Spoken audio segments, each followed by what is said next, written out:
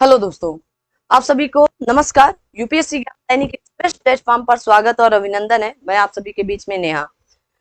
जैसे कि आप सभी लोगों को पता है कि मैं आजकल पॉलिटी के कुछ इम्पोर्टेंट टॉपिक लेकर आप सभी लोगों के सामने उपस्थित हो रही हूँ। तो आज आपके सामने एक मोस्ट इम्पोर्टेंट टॉपिक है जिससे संबंधित अक्सर प्रश्न पूछ ही लिए जाते हैं।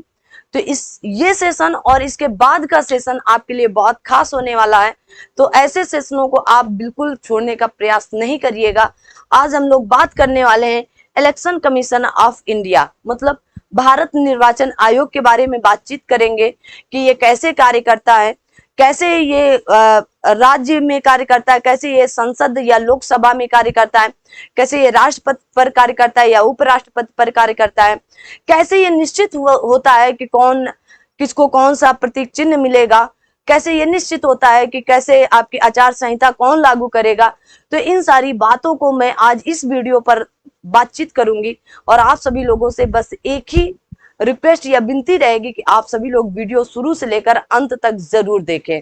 आप सभी लोगों से यहाँ से प्रश्न बनने की पूरी पूरी उम्मीद रहती है। और तो आइए आज बातचीत करते हैं हम लोग इलेक्शन कमीशन ऑफ इंडिया के बारे में, या इसी को आप चुनाव आयोग भी कह देते हैं या निर्वाचन आयोग भी कह देते हैं, जैसे आप भारत निर्वाचन आयोग भी कह देते हैं। तो आप नाम पर मत जाने का प्रयास करना, कभी कभी केवल निर्वाचन कहकर इसे संबोधित कर दिया जाता है। तो आज हम लोग इसी पर बातचीत करेंगे जो आपके कहा गया है। देखिए, इन सारी चीजों पर बातचीत करने वाले हैं। चुनाव आयोग पर हम क्या क्या बात करेंगे, आइए पहले इस पर हम लोग देख लेते हैं। कहा गया है कि यहाँ पर हम सबसे पहले आप सभी लोगों के बीच में बात करेंगे चुनाव आयोग से संबंधित अनुच्छेद कौन कौन से होंगे, भारत चुनाव आयोग कैसे गठित होता है, राज्य चुनाव आयोग कैसे है, और चुनाव आयोग के अधिकार क्या क्या है, मुख्य चुनाव आयुक्त कौन है ना, कौन पहले बने थे, है ना, मुख्य चुनाव आयुक्त कौन है, और चुनाव आयुक्तों की नियुक्ति एवं कार्य अवधि कैसे होती है, और कहा गया निर्वाचन आयोग का कार्य तथा कार्यप्रणाली कैसे चलती है, निर्वाचन आयोग की शक्तियां क्या होंगी, भारत में निर्वाचन सुधार से संबंधित क्या क्या और भी कार्य किए जा सकते हैं ना, और क्या क्या हो सकता है सुधार से संबंधित बातचीत की गई है। तो यहाँ पर ये टॉपिक आपके लिए मोस्ट इंपॉर्टेंट होने वाला है और इससे संबंधित जितने भी प्रश्न है आज यहीं पर बातचीत कर लेंगे। मात्र यहाँ पर 324 से लेकर आर्टिकल की जैसे अब बातचीत हम लोग यहीं से शुरू कर देते हैं। तो जैसे आप देखेंगे, जैसे आपसे बातचीत की जाए तो आप जैसे यहाँ पर देख रहे हैं कि आपके चुनाव आयोग, मैंने हेडिंग दी है चुनाव आयोग, इसी को आप भारत निर्वाचन आयोग भी कह सकते हैं, निर्वाचन भी कह सकते हैं, इलेक्शन कमीशन ऑफ इंडिया भी कह सकते हैं, जो भाग 15 के अंतर्गत आता है। किसमें? भाग 15 में बातचीत की गई है। आपके मूल संविधान या संविधान में कुल 22 भागों की बातचीत की गई, उनमें से भाग 15 से अक्सर प्रश्न पूछे ही पूछे जाते हैं। जो आप देखते होंगे कि अक्सर यूपीपीसीएस, आरओ या अन्य कोई एग्जाम अगर होता है तो यहाँ से प्रश्न लगभग बना ही दिए जाते हैं। यहाँ पर अगर आर्टिकल या अनुच्छेद की बातचीत करेंगे तो आप देखेंगे कि 324 से लेकर 329 तक की बातचीत की गई है। तो क्या क्या आर्टिकल है, कौन से आर्टिकल में क्या है, इन सब की बातचीत यहीं पर कर लेते हैं। 324 से लेकर 329 तक के सारे आर्टिकल का डिस्कशन यहीं पर आपके सामने अभी परोसते हैं। और अभी तक अगर आपने चैनल को सब्सक्राइब नहीं कर रखा है तो फटाफट चैनल को जरूर सब्सक्राइब करके रखिएगा। आइए देखते हैं। कहा गया भारतीय संविधान में लोकसभा तथा राज्य विधानसभाओं के सदस्यों तथा स्थानीय स्वशासन के प्रतिनिधित्व को चुनने के लिए सार्वजनिक वयस्क मताधिकार, मोस्ट इंपॉर्टेंट आया, सार्वजनिक वयस्क मताधिकार प्रणाली को अपनाया गया है। तो आपसे ये प्रश्न पूछा भी जाता है, भारत में यही प्रश्न बनकर आता है, सदस्यों तथा स्थानीय स्वशासन के प्रतिनिधित्व को चुनने के लिए क्या योग्यता होनी चाहिए? तो सबसे बड़ी कि सार्वभौमिक वयस्क मताधिकार प्रणाली को चुना गया है या अपनाया गया है। इसके अलावा राष्ट्रपति, उपराष्ट्रपति, राज्यसभा के सदस्यों तथा राज्य विधान परिषद के सदस्यों को भी विशेष निर्वाचन पद्धति द्वारा चुना जाता है। कहीं पर प्रत्यक्ष चुनाव होते हैं, कहीं पर अप्रत्यक्ष चुनाव होते हैं। उन सब की बात इसी क्लास में करने वाले हैं। तो आप सबके सामने जो निकल करके आया सबसे पहले, तो क्या निकल करके आया, आप लोगों को बस सेशन को ज्यादा से ज्यादा लाइक शेयर सब्सक्राइब कर देना है, और मैं वादा करती हूँ यहाँ से आपका कोई भी क्वेश्चन नहीं छूट पाएगा। अगर निर्वाचन से संबंधित या निर्वाचन आयोग या चुनाव आयोग से संबंधित यहाँ पर प्रश्न आया तो इससे आपके प्रश्न बनने ही होंगे, बिगड़ने नहीं होंगे। आइए बातचीत करते हैं। आगे कहा गया है कि निर्वाचन लोकतंत्र का आधार है। जो निर्वाचन है वो आपके लोकतंत्र का आधार माना जाता है। भारतीय संविधान में राष्ट्रपति व उपराष्ट्रपति के निर्वाचन के लिए स्पष्ट प्रावधान किए गए हैं, जबकि संघ व राज्य विधानमंडलों के निर्वाचन की प्रक्रिया निर्धारित करने की शक्ति विधायिका पर छोड़ दी गई। किस पर छोड़ी गई? विधायिका पर छोड़ दी गई है। और इसी आधार पर संसद ने विभिन्न अधिनियम पारित कर निर्वाचन प्रक्रिया को विनियमित किया गया है। दो आपके राष्ट्रपति, जैसे यहाँ पर बताया जा रहा है कि निर्वाचन लोकतंत्र जो है आपका आकार या आधार है कि भारतीय संविधान में राष्ट्रपति उपराष्ट्रपति के निर्वाचन के लिए स्पष्ट प्रावधान किए गए हैं, लेकिन संघ आपकी बात की गई है, जबकि संघ व राज्य विधानमंडलों के निर्वाचन की प्रक्रिया निर्धारित करने की शक्ति विधायिका पर डिपेंड कर दी गई। किस पर? विधायिका पर। इंपॉर्टेंट बात है, विधायिका पर छोड़ा गया है। और फिर उसके बाद कहा गया इसी आधार पर संसद, कौन?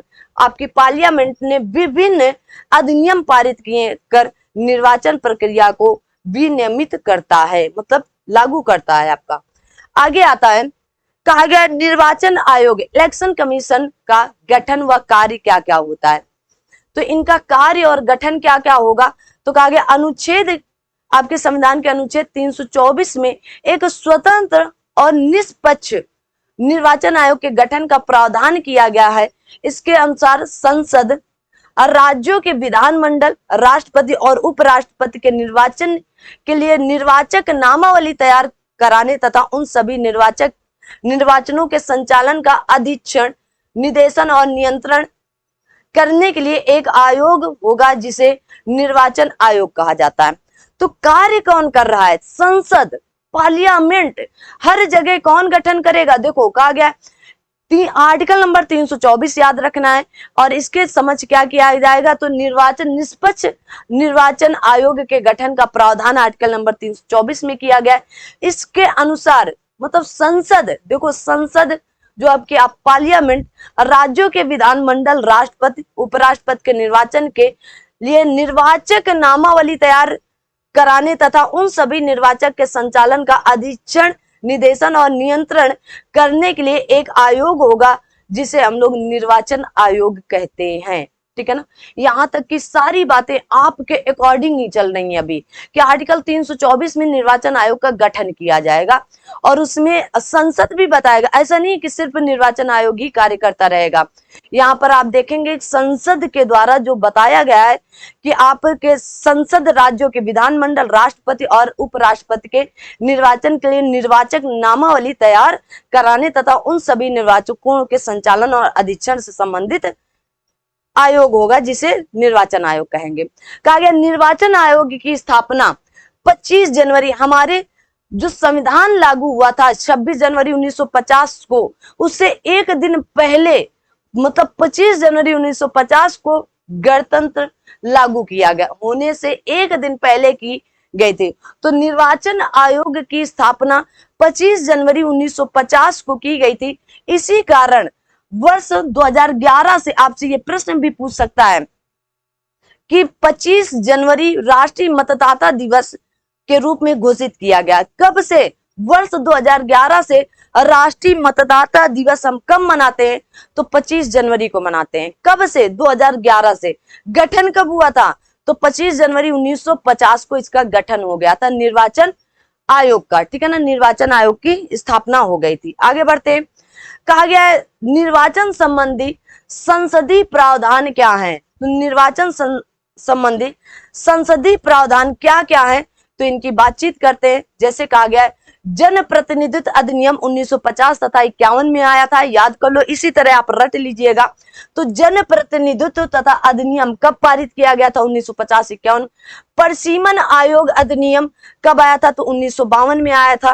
परसीमन आयोग में आपके जो मुख्य निर्वाचन आयुक्त होते हैं वो इसमें पदेन सदस्य के रूप में जाने जाते हैं, ठीक है ना, याद रखिएगा। कहा गया राष्ट्रपति तथा उपराष्ट्रपति निर्वाचन अधिनियम भी 1952 में आया था। कहा गया निर्वाचन रजिस्ट्रीकरण अधिनियम कब आया? तो 1960 में आया, और ये मिलान करने के लिए यूपीपीसीएस आरओ आपका झीक कर पूछता है। कहा गया निर्वाचन संचालन नियम कब आया? 1961 में आता है। कब आता है? 1961 में। तो यहां तक की पूरी बातें आप याद करके रखिएगा। आगे बढ़ते हैं। आगे आपका ये स्लाइड इतना इंपॉर्टेंट है, और जो जितना इंपॉर्टेंट होता है वो उतना ही छोटा आ जाता है, ठीक है ना। तो देखो अभी 324 में हमने क्या किया? निर्वाचन आयोग का गठन किया। अब 324(2) के अनुसार निर्वाचन आयोग में एक मुख्य निर्वाचन आयुक्त या इसी को चीफ इलेक्शन कमिश्नर की व्यवस्था की जाती है, उनकी नियुक्ति की जाती, और अन्य निर्वाचन आयुक्त होंगे। देखो इन 324(2) में, आर्टिकल नंबर 324(2) में ये कहा जा रहा है कि एक मुख्य निर्वाचन आयुक्त होंगे और उनके साथ साथ अन्य निर्वाचन आयुक्त होंगे, ठीक है ना, आयुक्त होंगे जिनकी नियुक्ति संसद द्वारा बनाई गई विधियों के अधीन राष्ट्रपति द्वारा की जाएगी। तो आप संसद के द्वारा बनाई गई विधियों के अकॉर्डिंग, लेकिन करेगा कौन? हमारे अपने प्रेसिडेंट या राष्ट्रपति जी ही करेंगे। प्रश्न आए तो आपको राष्ट्रपति ही उत्तर मानना है, ठीक है ना। अन्य निर्वाचन आयुक्त की संख्या राष्ट्रपति द्वारा निर्धारित की जाती है कि 2 रहेगी, 1 रहेगी, 3 रहेगी। जब अन्य निर्वाचन आयुक्त नियुक्त किए जाते हैं तो मुख्य निर्वाचन आयुक्त निर्वाचन आयोग के अध्यक्ष के रूप में कार्य करेगा, और प्रारंभ में निर्वाचन आयोग एक सदस्य था। कैसा? मात्र और मात्र एक व्यक्ति था जिसे मुख्य निर्वाचन आयुक्त कहा जाता था, एक सदस्य था। लेकिन 1989 में राष्ट्रपति अधिसूचना द्वारा 2 अन्य निर्वाचन आयुक्त की नियुक्तियां कर निर्वाचन आयोग को बहुसदस्यीय बनाया गया। लेकिन ये बात पची नहीं लोगों को, है ना। देखिए जैसे लोग अच्छा कार्य करना चाह रहे हैं लेकिन लोग प्रोत्साहित नहीं करते, हतोत्साहित करते हैं। अरे क्या 2 जगह पढ़ाने जा रही हो, अरे क्या एक जगह ही मिलकर पढ़ाओ केवल। तो क्या किया गया? हतोत्साहित किया गया, और इसे निर्वाचन आयोग की स्वतंत्रता में हस्तक्षेप के रूप में देखा गया। और क्योंकि कहा गया कि स्वतंत्र रूप से ये आयोग होगा, लेकिन जब यहाँ पर राष्ट्रपति द्वारा 2 अन्य आयुक्तों को नियुक्त किया गया तो कहा गया कि स्वतंत्रता में हस्तक्षेप के रूप में देखा गया। तो इसे क्या किया गया? आप देखेंगे इसे आगे चल के तीव्र आलोचना के कारण 6 माह से पूर्व ही यह अधिसूचना निरस्त कर दी गई, हटा दिया गया भाई, है ना। तथा निर्वाचन आयोग पुनः, देखो कहते हैं ना कि अगर हौसला और ठान रखें कि ये कार्य करेंगे ही करेंगे तो कोई रोक नहीं सकता, आपको माइक का लाल भी आकर नहीं रोक सकता है।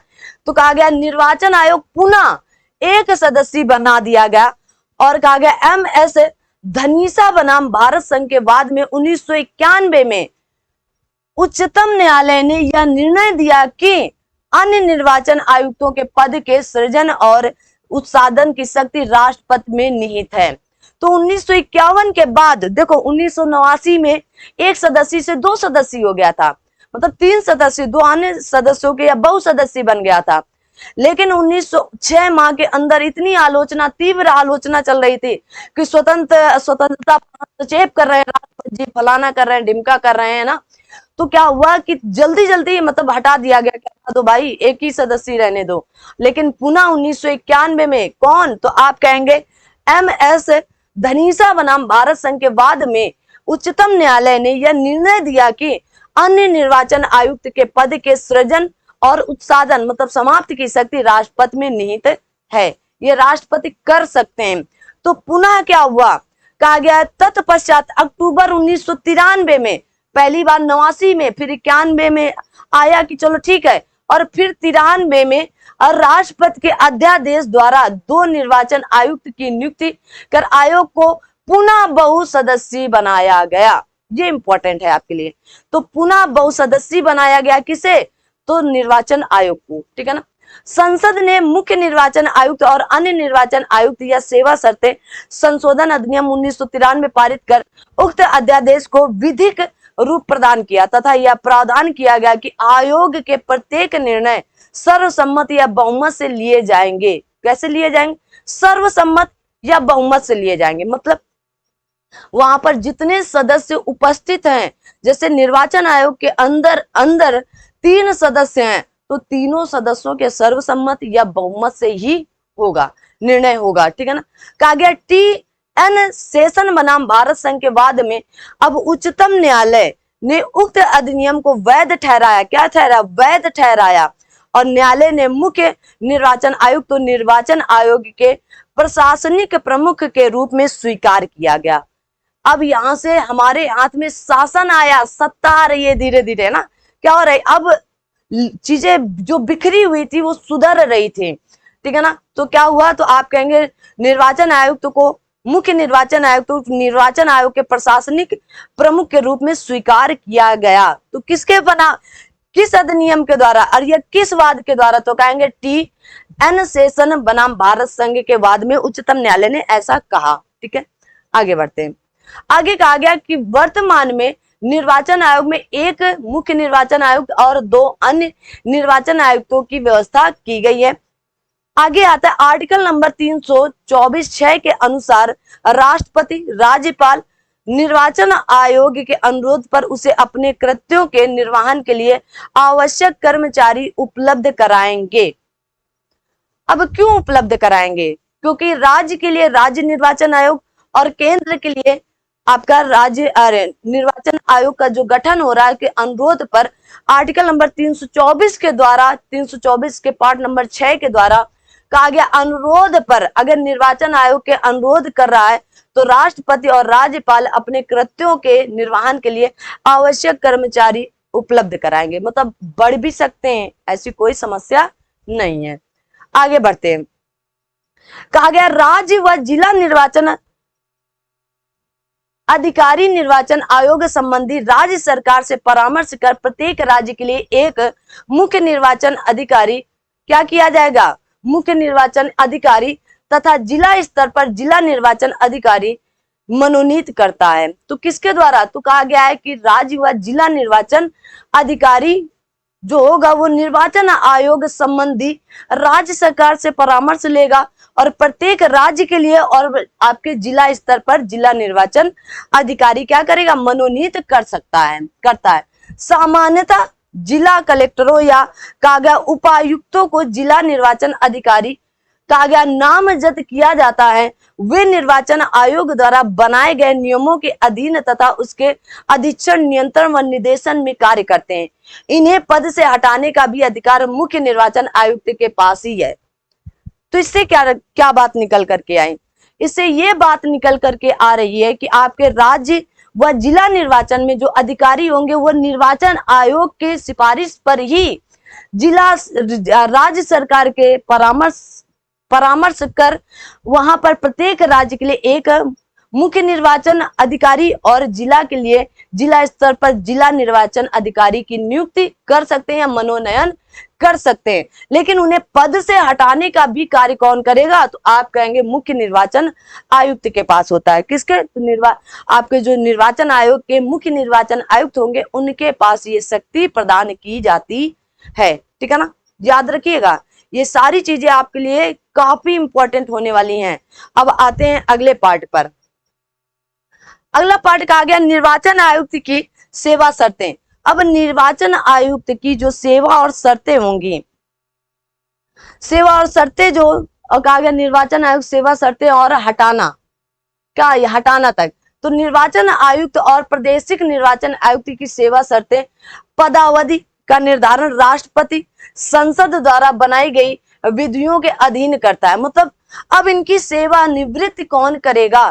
तो यहाँ पर सीधा सीधा कहा गया है कि राष्ट्रपति कर सकते हैं। संसद द्वारा बनाई गई विधियों के अधीन करता है। कौन करेगा? आपका प्रेसिडेंट करेगा, ठीक है ना, इंपॉर्टेंट है, करेगा। कहा गया निर्वाचन आयुक्त की सेवा शर्तों में उसकी नियुक्ति के पश्चात कोई अलाभकारी परिवर्तन नहीं किया जा सकता। मुख्य निर्वाचन आयुक्त को उसके पद से उसी रीति और उन्हीं आधारों पर हटाया जाएगा जैसे आपके जिन आधारों पर सर्वोच्च न्यायालय या उच्चतम न्यायालय के उच्चतम न्यायालय के न्यायाधीशों को हटाया जाता है। कैसे?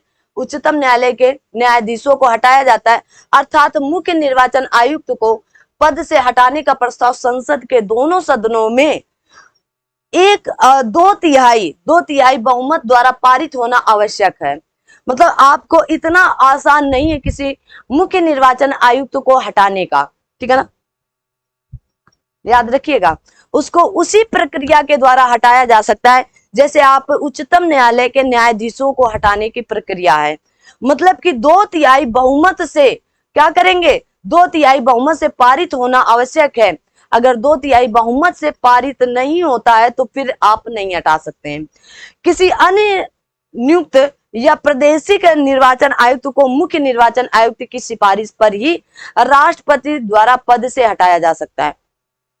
किसी अन्य जो दो व्यक्ति हैं जो आपके मुख्य निर्वाचन आयुक्त के अलावा हैं, तो वो जो अन्य निर्वाचन हैं उनको राष्ट्रपति ही हटाएंगे। लेकिन कैसे? तो मुख्य निर्वाचन आयोग की सलाह या सिफारिश से। कैसे? तो मुख्य निर्वाचन आयोग की सिफारिश पर ही राष्ट्रपति द्वारा पद से हटाया जा सकता है। मुख्य निर्वाचन आयुक्त नहीं हटा सकते हैं, उनसे सलाह और परामर्श तो राष्ट्रपति जी लेंगे, लेकिन हटाएंगे कौन? आपके राष्ट्रपति जी। ये बातें बहुत से कम बच्चों को पता होती हैं। उनको लगता है कि आपके जब राष्ट्रपति जी मुख्य निर्वाचन आयुक्त को ला सकते हैं तो हटा भी सकते हैं, लेकिन हटाने की प्रक्रिया आपके उच्चतम न्यायालय के न्यायाधीश की जैसी ही है। बड़ी कठिन प्रक्रिया है ना, याद रखिएगा। आगे बढ़ते हैं। आगे कहा गया है संविधान में निर्वाचन आयुक्त के पद के लिए किसी योग्यता का निर्धारण नहीं किया गया है। मतलब आपके जो निर्वाचन आयुक्त के पद हैं, जैसे किसी निर्वाचन आयुक्त के पद की कोई योग्यता निर्धारित नहीं की गई है कि आप इतने पढ़े लिखे हो, आप इतनी एज के हो, या आप ये कर रहे हो, या फलाना ढिमका, ऐसा कुछ भी निर्धारित नहीं किया गया है। कहा गया निर्वाचन आयुक्त और अन्य निर्वाचन आयुक्तों, मुख्य निर्वाचन आयुक्त और अन्य निर्वाचन आयुक्तों की नियुक्ति 6 वर्ष अगर 6 वर्ष अवधि या 65 वर्ष की आयु तक होगी। मतलब आप या तो 6 वर्ष की आयु, 6 वर्ष का कार्यकाल पूरा कर ले, या अगर आपका 65 वर्ष की आयु पूरी हो गई तो जो भी पहले हो के लिए होता है, तो निर्वाचन आयुक्तों के लिए किसी प्रकार के शपथ या प्रतिज्ञान का प्रावधान संविधान में नहीं किया गया। इनकी सीधा नियुक्ति की जाती है, ठीक है ना। इनके राष्ट्रपति द्वारा आएंगे और इनकी नियुक्ति की जाती है, और सर्वोच्च न्यायालय के न्यायाधीशों की तरह इन्हें हटाया जा सकता है। और बाकी जो निर्वाचन आयुक्त होंगे उन्हें मुख्य निर्वाचन आयुक्त किससे सलाह लेकर के राष्ट्रपति द्वारा हटाया जा सकता है। इतनी अगर आप कंप्लीट बात समझ चुके हैं तो बहुत ही बेहतरीन ये आपकी क्लास आपके लिए होने वाली है, ठीक है। आगे बढ़ते हैं। आगे कहा गया है निर्वाचक नामावली। अब सबसे बड़ी बात तो यहीं से शुरू होती है। कहा गया निर्वाचक नामावली अनुच्छेद 325 के अनुसार संसद के प्रत्येक सदन या किसी राज्य विधानमंडल के सदन या प्रत्येक सदन के निर्वाचन के लिए प्रत्येक प्रादेशिक निर्वाचन क्षेत्र की एक साधारण निर्वाचक नामावली होगी। अब जो निर्वाचक नामावली होती है, या तो आप किसी भी सदन में संसद के प्रत्येक सदन या किसी राज्य विधानमंडल के सदन या प्रत्येक सदन के निर्वाचक के लिए प्रत्येक प्रादेशिक निर्वाचन क्षेत्र की एक साधारण निर्वाचक नामावली होगी आर्टिकल नंबर 325 के द्वारा। किसमें? आर्टिकल नंबर 325 में कहा गया है निर्वाचक नामावली का प्रयोग, या निर्वाचक नामावली किस आर्टिकल के अंतर्गत आता है? तो आर्टिकल नंबर 325 के अंतर्गत आता है। कहा गया किसी व्यक्ति को केवल धर्म, मूल वंश, जाति, लिंग या इनमें से किसी एक के आधार पर निर्वाचक नामावली में सम्मिलित होने से वंचित नहीं किया जा सकता है। जैसे आप अपना निर्वाचक नामावली में नाम लिखाना चाहते हैं तो आर्टिकल नंबर 325 के माध्यम से जा सकते हैं, ठीक है ना। और उसमें आपको जाति कहा गया है, धर्म, मूल वंश, जाति या लिंग के आधार पर निर्वाचक नामावली में सम्मिलित होने से वंचित नहीं किया जा सकता है, और ना ही कोई व्यक्ति इन्हीं आधारों पर किसी विशेष निर्वाचक नामावली में शामिल किए जाने का दावा कर सकेगा। ऐसा भी नहीं है कि आप ये कह सकें कि मैं एससी हूं, मैं एसटी हूं, मुझे निर्वाचक नामावली पर नाम दर्ज कराने दीजिए या मेरा नाम ले लीजिएगा। तो आप इस जाति, लिंग, धर्म और इस पर आप आ भी नहीं सकते कि मूल वंश हमारा ये था, फलाना था। ना तो आपको हटाया जा सकता है, ना तो ये आपको लिया जा सकता है, ठीक है। तात्पर्य यह भी है कि मतदाता सूची में कहा गया सांप्रदायिक या विशेष प्रतिनिधि का कोई प्रावधान नहीं है। ना तो सांप्रदायिक और ना विशेष प्रतिनिधि का कोई प्रावधान नहीं दिया गया है।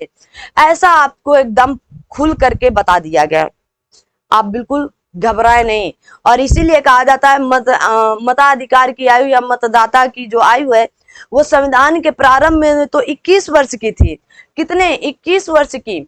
लेकिन पहले तो 21 वर्ष की थी, लेकिन 61वें संविधान संशोधन के माध्यम से, कब आप कहेंगे 61वें संविधान संशोधन के माध्यम से,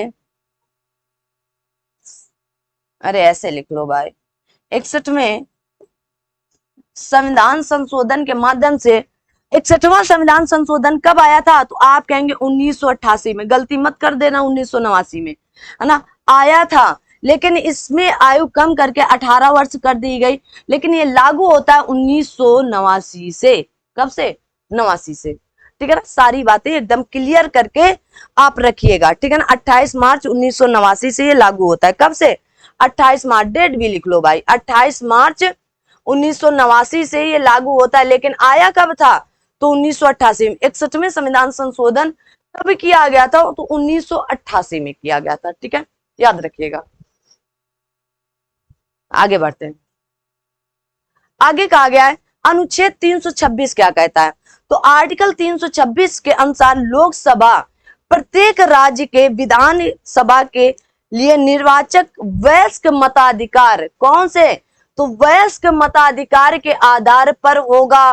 कैसा होगा? तो कहा गया आर्टिकल 326 के अनुसार लोकसभा तथा प्रत्येक राज्य की विधान मंडल के निर्वाचन कैसा होगा? वयस्क मताधिकार के आधार पर होगा। इंपॉर्टेंट है, याद कर लो। अर्थात प्रत्येक व्यक्ति जो भारत का नागरिक हो और 18 वर्ष की आयु प्राप्त कर चुका हो, मैंने बता दिया पहले 21 था लेकिन फिर 18 कर दिया गया था, ऐसे निर्वाचक के लिए मतदाता के रूप में पंजीकृत होने का हकदार होगा। अगर आप 18 वर्ष की आयु पूरी कर चुके हैं और आपका अभी भी पंजीकृत नहीं है और चुनाव आने वाला है, तो आप जल्दी जल्दी फटाफट जाएं और आपकी जो मतदाता सूची है वो सर्वे करने आते हैं पहले ना, तो सर्वे करने पर आप अपना नाम जरूर दर्ज करवाएं, ठीक है ना, के लिए मतदाता के रूप में पंजीकृत होने का अधिकार। परंतु विधान मंडल किसी व्यक्ति को अनिवास कहा गया, अनिवास, चित्त विकृत, अपराध या भ्रष्ट या अवैध आचरण के आधार पर मताधिकार के लिए अयोग्य घोषित कर सकता है। तो कौन कर सकता है? विधान मंडल आपका कर सकता है। विधान मंडल किसी भी व्यक्ति को, विधान मंडल में कौन कौन आते हैं? विधान परिषद, विधान सभा, है ना।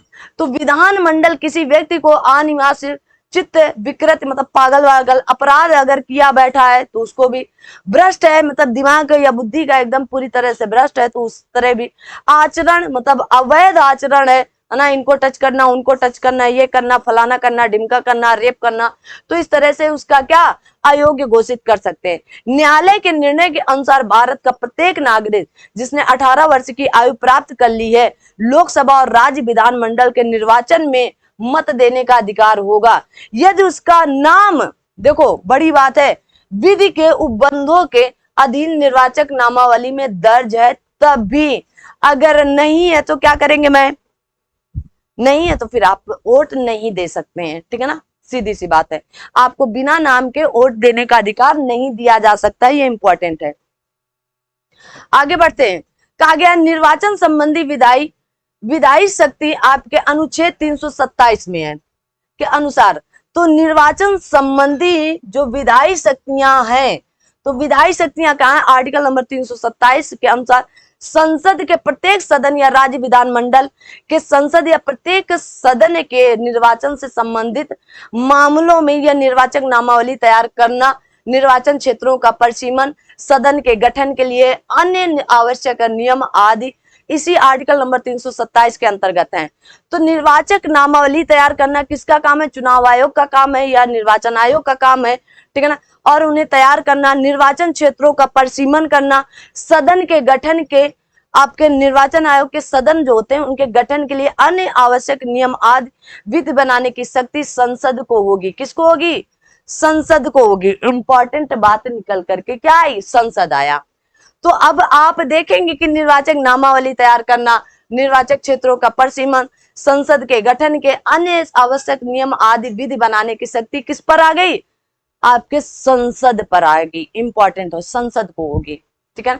आगे आता है आर्टिकल नंबर 328 में उन्हीं मामलों में राज्य विधानमंडल के सदनों के लिए संविधान के उपबंधों तथा संसद द्वारा इस प्रयोजन के लिए बनाई गई विधि के अधीन विधि बनाने की शक्ति राज्य विधानमंडल को प्रदान की गई है, परंतु निर्वाचक क्षेत्र में परिसीमन के लिए विधि बनाने की शक्ति संसद को प्राप्त है। किसको प्राप्त है? संसद।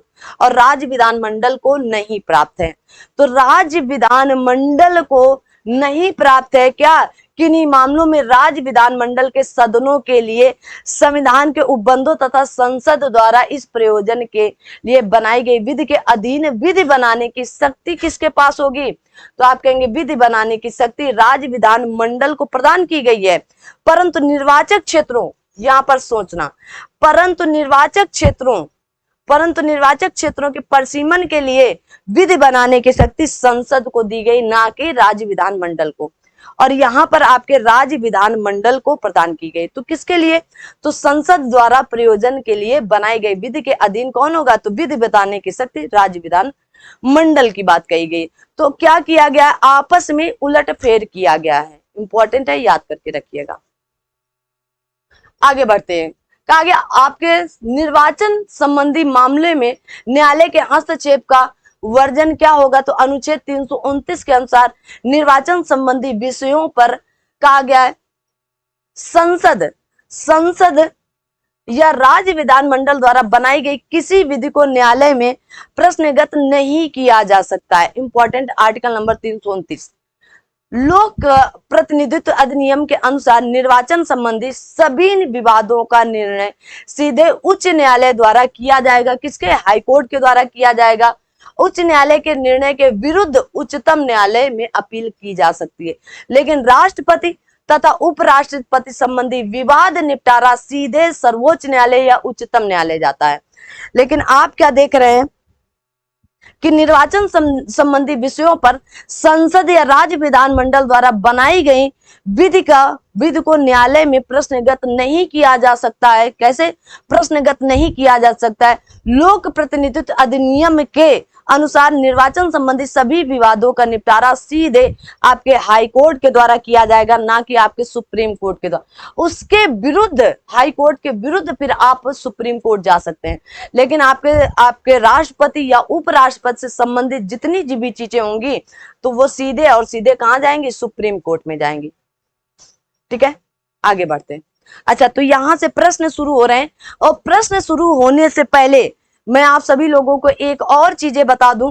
जैसे आप लोग ये भी प्रश्न करते हैं कि निर्वाचन आयोग के, जैसे आप लोग की प्रत्येक लोकसभा या विधानसभा के चुनाव से पूर्व निर्वाचक नामावली या मतदाता सूची तैयार करती हैं। क्या तैयार करना? तो आप जब उसका नाम कहा गया मतदाता सूची में होगा तभी ना वो वोट देने जाएगा, ठीक है ना। तो कहा गया निर्वाचक नामावली तैयार करना निर्वाचन आयोग का एक प्रमुख कार्य है। तो कौन करेगा? तो निर्वाचक नामावली कौन तैयार करेगा? निर्वाचन आयोग तैयार करता है, ठीक है ना।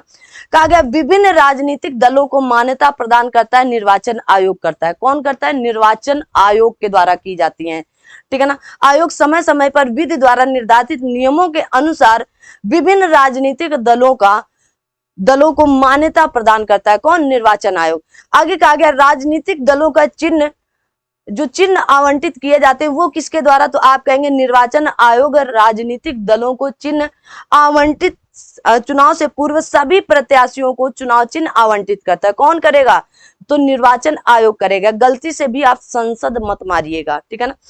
चुनाव चिन्ह संबंधित विवाद को निपटारा भी आयोग द्वारा किया जाता है। आप सुप्रीम कोर्ट और हाई कोर्ट नहीं जा सकते हैं, किया जाएगा। पर इस मामले पर आयोग के निर्णय के विरुद्ध, अगर आयोग के निर्णय के विरुद्ध आपको जाना होगा तो आप सीधा फिर सर्वोच्च न्यायालय जाएंगे। अगर आपको लग रहा है कि ये चिन्ह ऐसा नहीं वैसा है, फलाना नहीं ढिमका है, तो आप पहले आयोग जाएंगे, आयोग पर अपना अपील करेंगे, और वहां से अगर आपको लगता है कि मुझे सही निर्णय नहीं मिल पाया है, तब फिर आप सर्वोच्च न्यायालय सुप्रीम कोर्ट की तरफ कदम उठाएंगे। आगे कहा गया है कि जैसे आप चुनाव चिन्ह होते हैं ना, चुनाव चिन्ह वगैरह मैंने बता ही दिया आपको, ठीक है ना। आगे कहा गया है कि आपकी जो भारतीय निर्वाचन प्रणाली की जो कुछ विशेषताएं होती हैं, तो सार्वभौमिक वयस्क मताधिकार पर आधारित निर्वाचन है, सार्वभौमिक सर्वसम्मति के द्वारा, ठीक है ना, याद रखिएगा, सार्वभौमिक वयस्क मताधिकार पर आधारित है। आगे कहा जाता है कि लोकसभा और राज्य विधानमंडल के प्रतिनिधियों का निर्वाचन प्रत्यक्ष मतदान द्वारा किया जाता है। तो कैसे लोकसभा और राज्य विधानमंडल के प्रतिनिधियों का जो निर्वाचन होता है वो प्रत्यक्ष किया जाता है, ठीक है ना। लेकिन आपके राष्ट्रपति या राज्यसभा के सदस्यों का अप्रत्यक्ष रूप से एकल संक्रमणी पद्धति के द्वारा किया या चुना जाता है, ठीक है ना। याद रखिएगा इतनी बातें, ये जो मैंने अलग से कुछ पॉइंट आपको बताएं, ये आपके लिए मोस्ट इंपॉर्टेंट नजर आएंगे, ठीक है ना। अगर आप देखेंगे संसद सदस्य, जो संसद कहा गया, संसद सदस्यों और राज्य विधानमंडल के सदस्यों को अगर अयोग्य घोषित करना रहे, तो आर्टिकल नंबर 103 के द्वारा आप संसद सदस्यों को, और आर्टिकल नंबर 192 के द्वारा आपके विधान मंडल के सदस्यों को अयोग्य घोषित करने के लिए राष्ट्रपति और राज्यपाल से परामर्श लेकर चुनाव आयोग कर सकता है। कौन कर सकता है, चुनाव आयोग कर सकता है, इंपॉर्टेंट है, ठीक है ना, इसको याद रखना। कहा गया विभिन्न राजनीतिक दलों को रेडियो तथा टेलीविजन पर चुनाव प्रचार के लिए समय आवंटित कर सकता है चुनाव आयोग। कौन कर सकता है, चुनाव आयोग। चुनाव आचार संहिता तैयार करना तथा राजनीतिक दलों और प्रत्याशियों द्वारा उसका अनुपालन सुनिश्चित कर सकता है कौन, चुनाव आयोग। कौन करेगा, चुनाव आयोग। जिसकी मैं बात कर रही हूं, चुनाव आयोग या निर्वाचन आयोग, या आप कहेंगे निर्वाचन कर सकता है, जो आर्टिकल नंबर 324 से लेकर 329 तक की सारी कहानी मैंने आपको बता रखी है। आगे मैं आप सभी से बात भी करूंगी कि राजनीतिक दल कौन कौन से, इसके आगे वाला जो वीडियो आएगा उसी से संबंधित होगा। अब आइए बात कर लेते हैं, कुछ प्रश्न है आपके सामने प्रस्तुत किए गए, 8-10 प्रश्न है, इनके बारे में बातचीत हम लोग कर लेते हैं। आइए, तो कहा गया है भारत का संविधान निम्नलिखित अनुच्छेदों में से किस एक के अंतर्गत एक निर्वाचन आयोग का प्रावधान करता है, तो आप कहेंगे 324 में करता है। कहां पर करता है, आर्टिकल नंबर 324 के अंतर्गत करता है। आगे कहा गया है भारत के संविधान का कौन सा अनुच्छेद भारतीय निर्वाचन आयोग की स्थापना करता है, तो आर्टिकल नंबर 324 करता है। कौन करेगा, 324 करता है। अच्छा, 325 यहां पर क्या करेगा, मैंने ऐसा तो है नहीं कि आपको आर्टिकल नंबर 325 नहीं बताया, जल्दी से बताएं क्या करेगा, तो निर्वाचन नामावली तैयार करता है ना। क्या करेगा, 325 के अनुसार संसद के प्रत्येक सदन या किसी राज्य विधानमंडल के सदन या प्रत्येक सदन के निर्वाचन के लिए प्रत्येक प्रादेशिक निर्वाचन क्षेत्र की साधारण निर्वाचक नामावली तैयार की जाती है, ठीक है ना, इंपॉर्टेंट है। तो कौन करेगा, 324 करेगा, मतलब चुनाव आयोग का, ठीक है। भारत के मुख्य चुनाव आयुक्त को नियुक्त किया जाता है लोकसभा द्वारा, प्रधानमंत्री द्वारा, राष्ट्रपति द्वारा या मुख्य न्यायाधीश द्वारा। तो आपको अभी मैंने बताया कि आपके जो मुख्य निर्वाचन चुनाव आयुक्त होते हैं, बताएं वर्तमान में कौन मुख्य निर्वाचन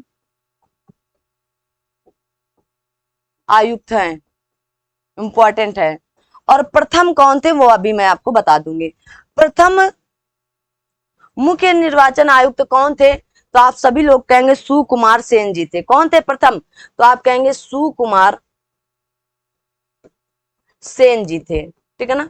अगर आपसे पूछ लिया जाए कि प्रथम आपकी कहा जाए कि प्रथम महिला मुख्य निर्वाचन आयुक्त कौन थी, तो हम कहेंगे वीएस रमा देवी जी थी। प्रथम महिला मुख्य निर्वाचन आयुक्त कौन थे, तो वीएस रमा देवी जी थी। इंपॉर्टेंट है ये बात, ठीक है ना, दोनों चीजें इंपॉर्टेंट है। अभी वर्तमान में कौन है ये आपको बताना है।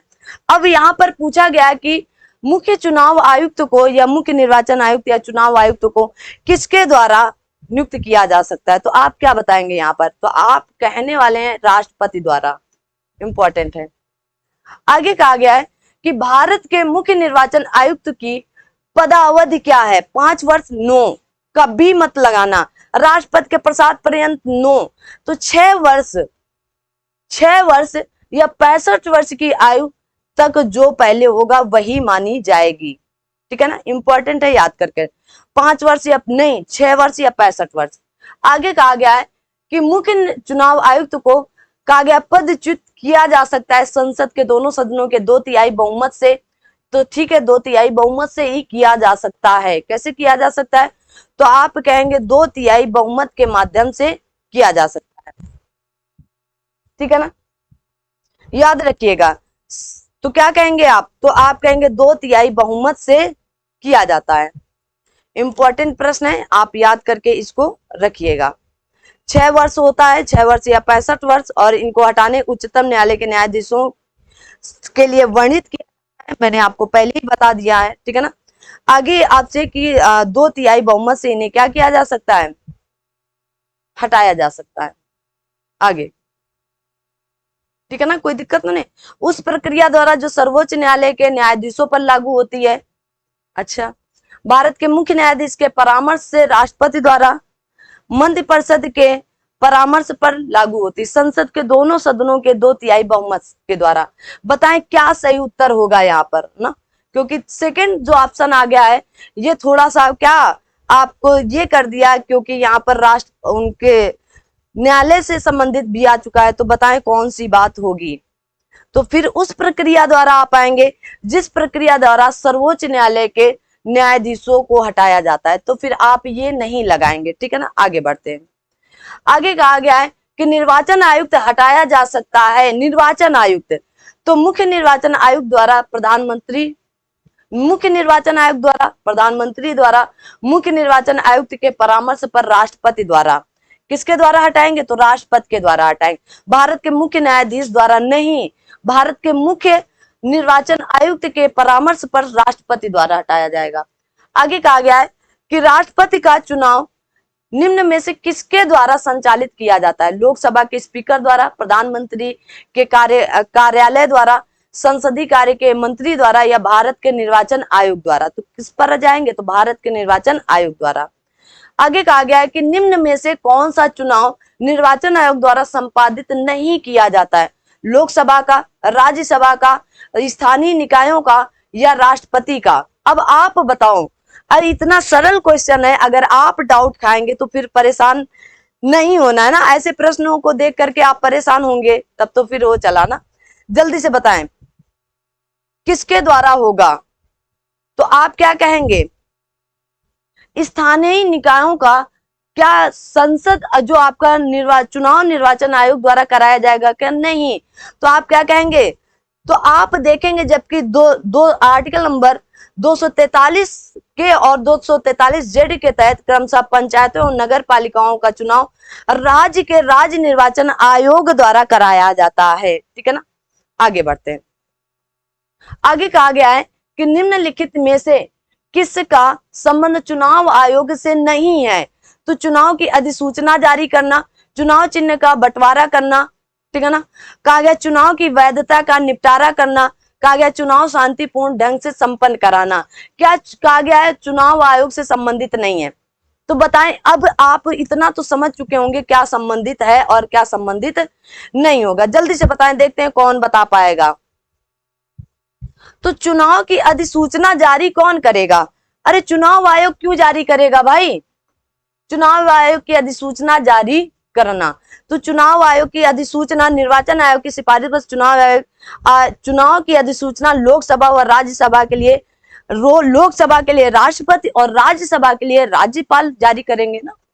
आगे आगे कहा गया है कि न्यायालय द्वारा अपराधी घोषित किए गए व्यक्ति को चुनाव लड़ने के लिए अयोग्य करार देने का निर्णय किया गया है भारत सरकार द्वारा, सर्वोच्च न्यायालय द्वारा, निर्वाचन आयोग द्वारा, ठीक है ना, निर्वाचन आयोग द्वारा या फिर संसद द्वारा। बताएं किसके द्वारा किया गया है, निर्वाचन आयोग द्वारा या फिर आपके संसद द्वारा। देखते हैं सही उत्तर क्या आएगा। तो न्यायालय द्वारा अपराधी, अगर न्यायालय द्वारा अपराधी घोषित किए गए व्यक्ति को चुनाव लड़ने के लिए अयोग्य करार दिया जाए, अयोग्य करार देने का निर्णय किसके पास होगा, तो आप कहेंगे संसद द्वारा। किसके पास, तो आप कहेंगे संसद के द्वारा किया जाएगा, ठीक है ना। किसके द्वारा, निर्वाचन आयोग मत मार देना ना, संसद के द्वारा होगा। आगे बढ़ते हैं। अच्छा, इतने ही क्वेश्चन थे तो आज की ये क्लास यहीं पर। थैंक यू सो मच ना, आपके लिए एकदम क्यूटी क्यूटी तरह के थैंक यू लेकर आए, तो थैंक यू। आज की क्लास शानदार क्लास आपकी जाने वाली है, तो फटाफट इस क्लास को आप सभी लोग जरूर शेयर करें, है ना। और आप सभी लोग सब्सक्राइब कर लें चैनल को, अगर अभी तक चैनल को सब्सक्राइब नहीं कर रखा है तो फटाफट सब्सक्राइब कर लें, है ना। अपना यूट्यूब चैनल यूपीएससी ज्ञानदायिनी को आप जितनी जल्दी हो सके उतना जल्दी सब्सक्राइब कर लें। और फिर मिलेंगे अगली क्लास में, और इससे ही संबंधित लेकर आने वाले हैं, और इससे संबंधित राजनीतिक दल लेकर आने वाले हैं। कौन कौन सी आपकी राजनीतिक दलों का वर्गीकरण कैसे होता है, और कैसे कैसे राजनीतिक दल है, वर्तमान में कितने राजनीतिक दल हैं, है ना, आम चुनाव का अनुभव, ये चुनाव सुधार, तो इससे संबंधित आप आगे वाली क्लास पर बातचीत होगी। तो आज की क्लास यहीं तक थी। Thank you. अब इस क्लास को आप सभी लोग फटाफट लाइक शेयर सब्सक्राइब करना ना भूलें। Thank you so much. जय हिंद, जय भारत।